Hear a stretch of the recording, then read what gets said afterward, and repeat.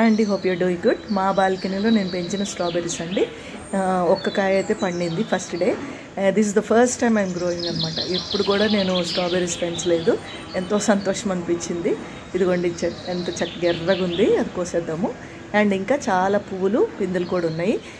Place లేని వాళ్ళు ఏంటంటే ఇట్లా చిన్న చిన్న స్ట్రాబెర్రీస్ మళ్ళీ హ్యాంగింగ్ పాట్స్లో హ్యాంగింగ్ ప్లాంట్స్ కూడా పెట్టుకుంటే చాలా సంతోషం అనిపిస్తుంది అండి.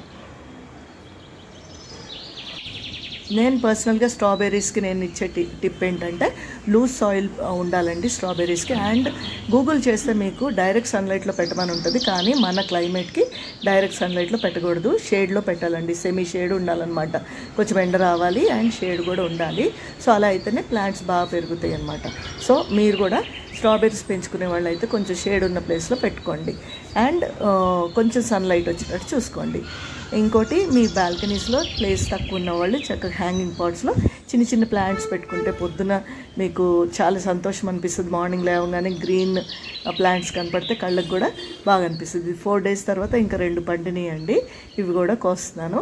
ఎంతో సంతోషం అండి. మన తోటలో స్ట్రాబెర్రీస్ పెంచుకోవడం అనేది చాలా హ్యాపీ అనమాట. పైన పెట్టిన ప్లాంట్స్ 6 కూడా చచ్చిపోయినాయి అండి, ఎండిపోయినాయి.